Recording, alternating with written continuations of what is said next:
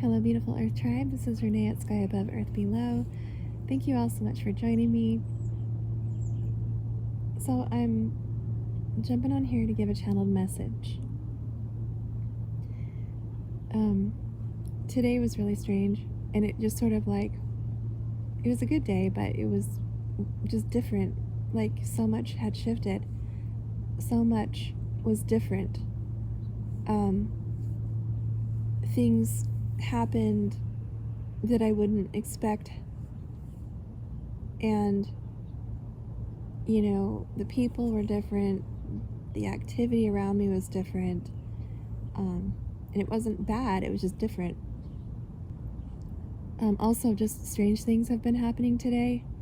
Like, I just had an airplane circle over my house for the last half an hour, like, I don't know, at least 10 times.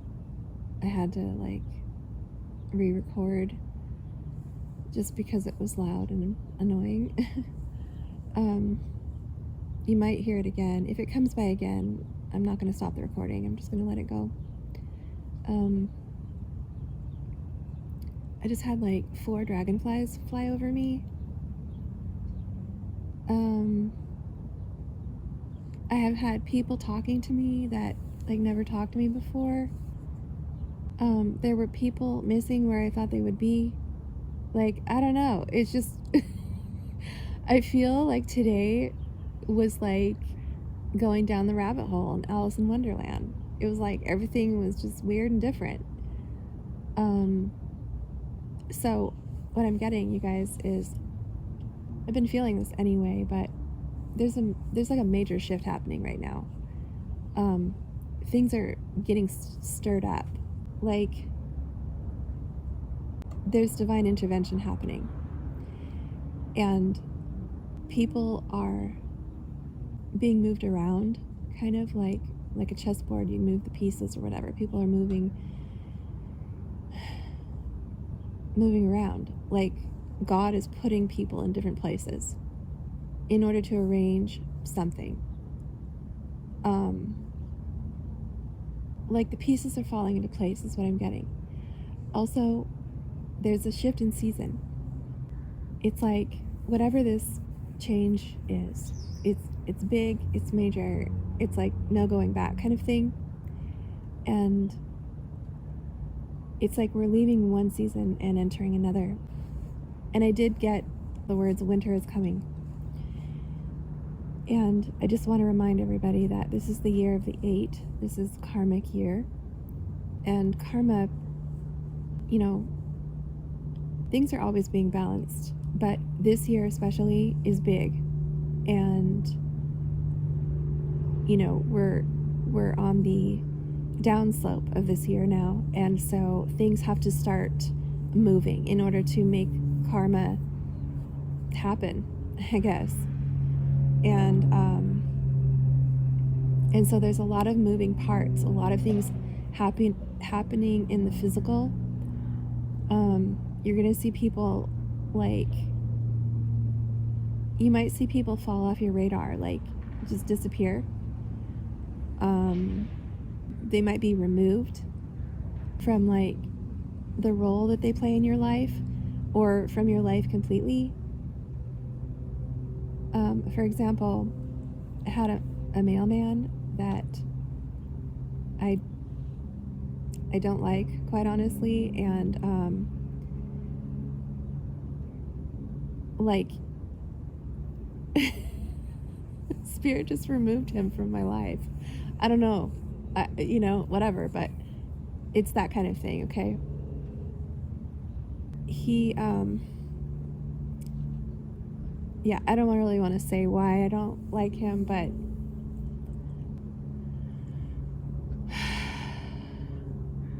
anyway, the airplane might be coming back.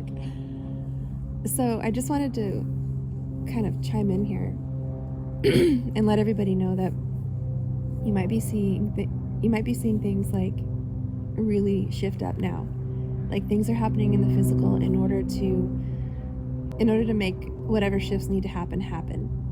And so it's not, if there was hypotheticals or gossip or, overthinking or whatever, it's like now it's actually coming into the physical where people are going to know. People are going to witness whatever shifts take place. It's happening now in the physical. If it's not happening now, it's starting to, like today. There's my friend flying over here.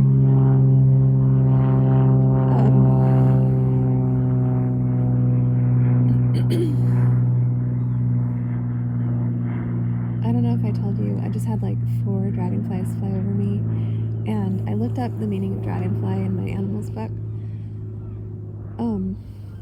It's about seeing things clearly. It's about whether or not you're seeing clearly or you're seeing illusion. So with all of these shifts taking place around us, out in the collective, make sure that you are taking the time you need to interpret things correctly. That you are coming at it from a balanced, neutral perspective and using your intuition. Okay? Because there could be a lot of for me, it wasn't a bad day today, but it could be for someone else. Change isn't necessarily comfortable for a lot of people. And this is where I chime in and say you need to get comfortable with change, because that's the only constant in this universe. And, that may sound cliche, but it's the truth. So it's really important that we accept change and that we move with change gracefully, because there's no stopping it. And this is where the dragonfly energy comes in, where it's like, are you seeing things clearly? And if you're not, illusion oftentimes has to do with wearing rose-colored glasses, or just being in such a state of obstinance or ego, or whatever keeps you in a mindset that is unchanging, unwilling to budge, unwilling to see things differently, especially oneself. Anyway, like I said, today was kind of like going down a rabbit hole. Actually, I don't know if I said that earlier. I said it in the last recording. Anyway, I'm losing track of what I'm saying because I've recorded a few times now.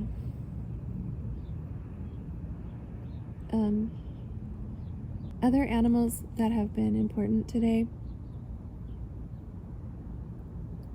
have been a dog, and what was the other animal? Oh, squirrel. So if you want to look up the meaning, the spiritual meaning or the symbolic meaning of the dog and the squirrel, you can do that, but I will chime in here with my own interpretation, because the squirrel has to do with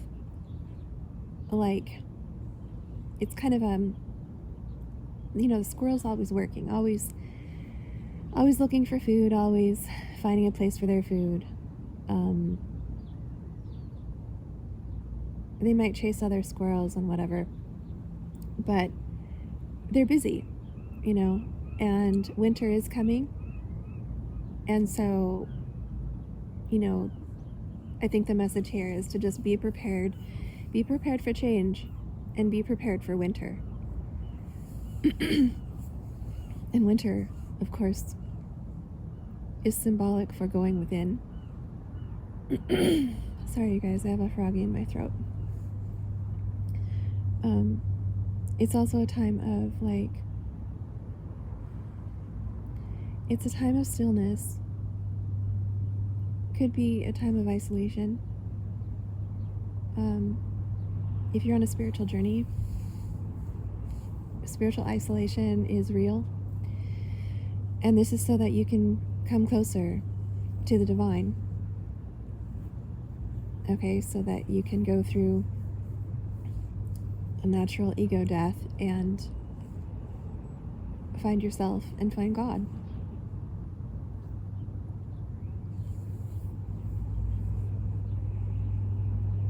So wherever you are in your season,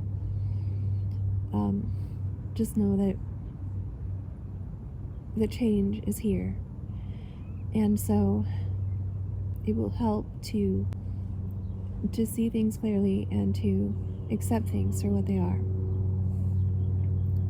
Otherwise, it's sort of like digging your heels in, and, time and space moves on regardless of your refusal to do so. So, oh look, did you see the seagull? I don't know if you can see that. Okay,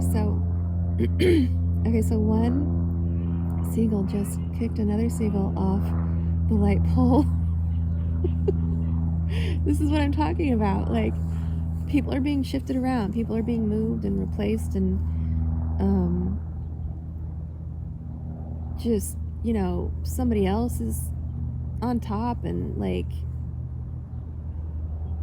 I don't know. Really strange energy.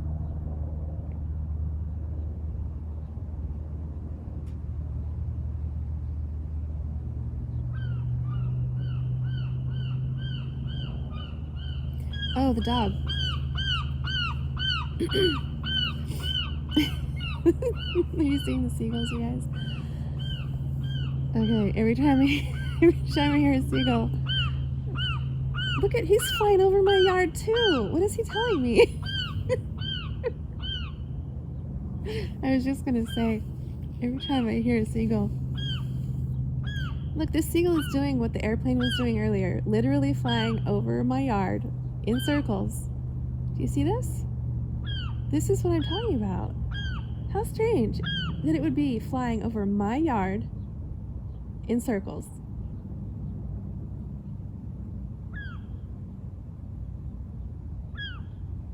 Yeah, that airplane literally flew around, and around, and around. Like more than 10 times around my... I mean, I don't think I'm that special to think that it's only for my house. But literally, it was right over my house. I live kind of close to downtown, so... Anyway, I'm getting off track. I'm a little goofy right now because I just woke up from a nap. Okay, so the dog. The dog, of course, is about loyalty, partnership. Okay. 2 things happened today regarding dogs that I would not have expected. One is that someone showed me a picture of their dog. And I was telling him that, I'm afraid of dogs. Some dogs. Because I've had bad experiences with dogs. But I've also had good experiences with dogs. It's just that they're kind of scary to me a little bit. Even though I love dogs. Like, I love dogs. But anyway, it's all in, like, how they're trained and how they're treated. So, but loyalty, partnership is a theme here. And the other thing that happened with the dog in my experience today was that another beloved tarot reader of mine, she shared a story. She was talking about trust, like trust issues and healing trust issues. And Spirit guided her to share a story of her own regarding the first memory that she had of having her trust broken by someone. And so she shared a story of her childhood and a step-parent who betrayed her trust or broke her trust. It was like her first experience of manipulation and like someone trying to use her to gain something else. And so, but what that did was it got me thinking of like some of my earliest memories of broken trust. And there's a story that I have, and for some reason I'm being called to share it, so I don't really know if this will be relevant to someone or what, but I'm gonna share it, okay? So when I was little, my parents were married. My mother and my adoptive father were married, and they had just had a baby. And my sibling was like less than a year old, and I was like 6, okay? And there's more to the story that I'm going to share, okay? But I'm just gonna talk about this chest piece. So I had a dog named Susie, and she was my dog. She was my love. She was my first love. She was my best friend. She was just so wonderful to me and protective. And I seem to recall her being trained that way, like my dad trained her to be kind of a watchdog and to protect us, I guess. But Susie loved me. She wouldn't have harmed me at all. And when my sibling was born, my dad told me, if that dog does anything to this child, he's going to kill my dog.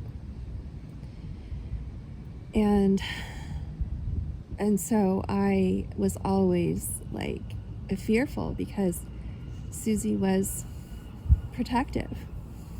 And anyway, there came a day where Susie snapped at my sibling, and that was it, okay? And my sibling started crying, and that's all it took for my dad to just walk on over to my dog and grab, full-size dog by the scruff of the neck. And he walked around the house, stomping with his boots on, like just determined to kill my dog. And he was looking for his rifle. Meanwhile, Susie is in his, fist, yelping and crying. And my dad's cussing at my mom, looking for his rifle. And I am just crying, just overwhelmingly, like screaming at the top of my lungs and crying and holding on and like chasing him so that he won't find his gun, or so that he'll let Susie go, or whatever. So I'm little, right? I'm 6, and I'm holding on to his pant leg, and I'm holding on to his leg, and he's trying to stomp around the house to get this gun. And I'm trying to get him to let Susie go. And he yells at my mom to come grab me and to get me off of him. And so my mom does. And my mom takes me to my room, like forces me like in her arms, and she just basically held me down. Like, she held me in her arms it was like a bear hug, only I wasn't facing her, I was facing out. So, but she was just, holding on to me as tight as she could while I kicked and screamed. And I could hear my dad, because she was trying to hold me back from him. And I could just hear my dad stomping around, still looking for his gun, and Susie crying. And then I heard the door open, and I heard my dad walk down, like, I don't know, I want to like say there was like maybe kind of like a deck or some kind of wooden stairs. I just remember him walking out and hearing him kind of step outside. And then there was silence in the house because Susie wasn't crying anymore in the house. She wasn't in the house. I couldn't hear Susie anymore. And I couldn't hear my dad stomping. And we lived in a rural area. And my mom wouldn't let me go. And she held me with like a death grip. And I sat there and screamed and wailed and tried to get away for I don't know how long, but it was long enough. It was the time it took my dad to walk out the door, you know, half a football field away from the house or something, when I heard the shot. And that whole time, you know, it was like me just waiting to hear that shot.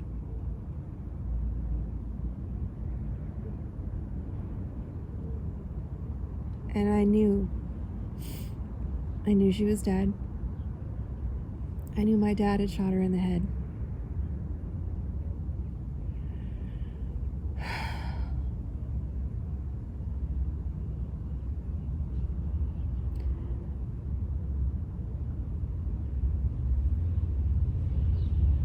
That was one of my first memories of trust being broken.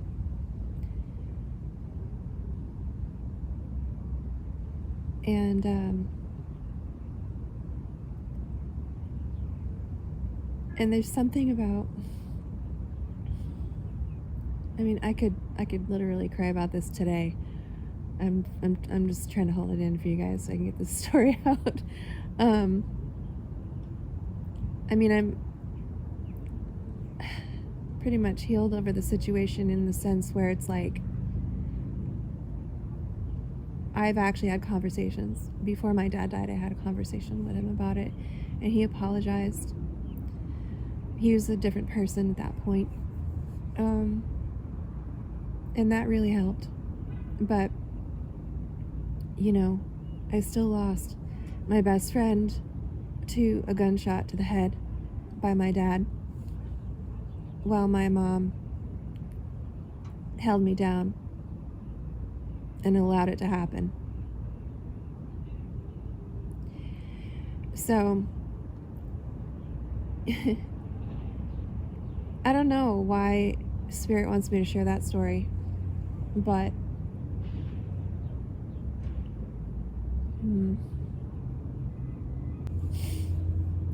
I don't share a lot about myself on this channel, and I feel like that is one of the things that Spirit is prompting me to do a little bit. So I've been trying to sprinkle some things in here. But, you know, people, they get like an impression when you are on YouTube, when you are some kind of a content creator or whatever. Like, people have an impression of kind of who you are, what your life was like, or how they think you were brought up, or what kind of experiences you had, or how much money you had, or whatever. Like, I know that people have an impression of who I am and what my life has been like. And I'm here to say that most of what people think is not even close to what I've lived. So, having wisdom, having spiritual gifts, it comes through a lot of trauma and healing. And so, you know, I know, and nobody can convince me otherwise, that most people, if they were to walk in my shoes, they would not be alive today.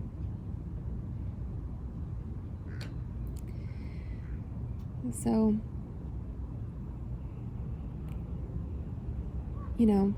before you think that other people have it better than you, okay, don't assume that you know everything about them.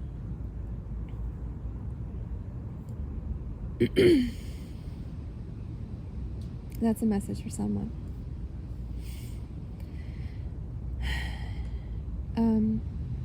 So anyway, dog stories, loyalty, partnership, trust. That's a theme for today. This is collective energy. Someone out there needed to hear this story and hear me talk about these things. So,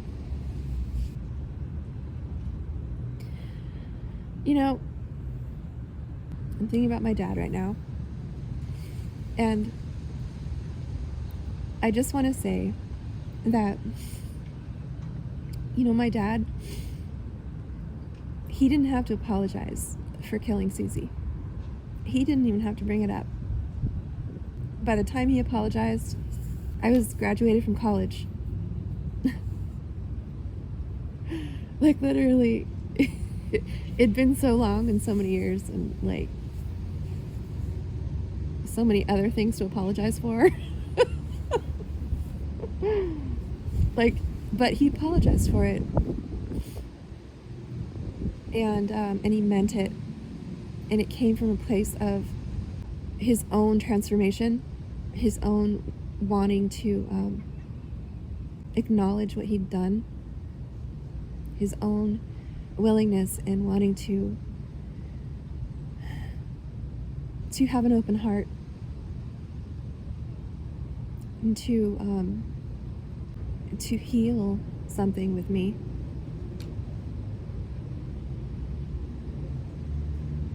And so, when you think about it from that perspective, it doesn't matter how long it's been, when you're trying to actually heal something with someone and, come at it from a place of truth and love, and like, I was willing to accept this apology, but it wasn't just because he was my dad. It was because he had been through an evolution. He had been through his own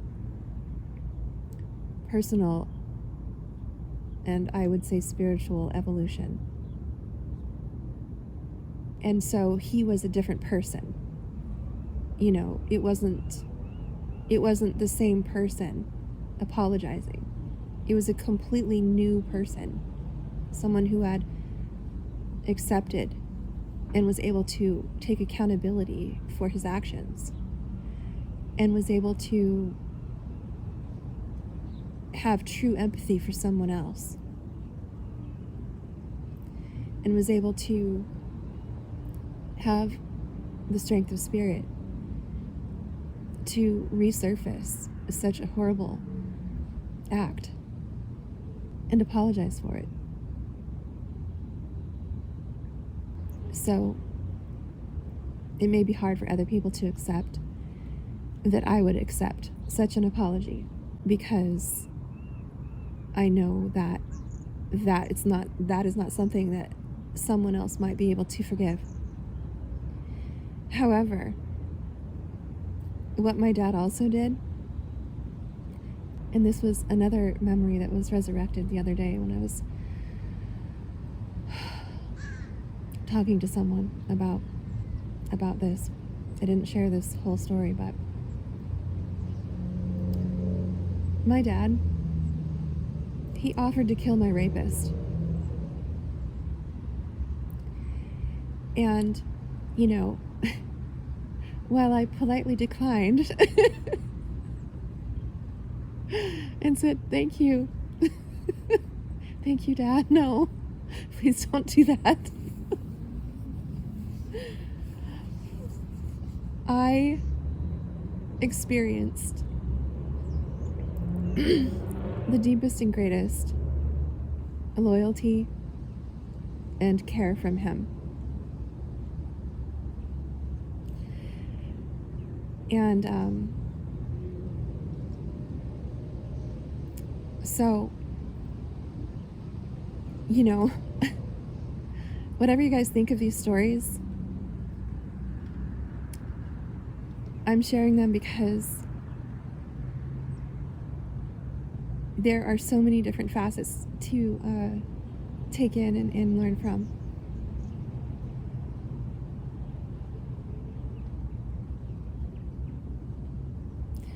Anyway, I'm being called to end it here. I also kind of came on Collective just to connect with you. I kind of want to like go out for a drink or something with like someone. And the thing is like I've been through so much in the last 3 years, 4 years, 5, I don't know, since 2000 whatever. I don't even know where to start. I don't even know where to start talking. So anyway, it's kind of like me sharing stories with you. I don't even know where to start. But I got some wisdom, peeps. Okay? And it doesn't come from living the lap of luxury.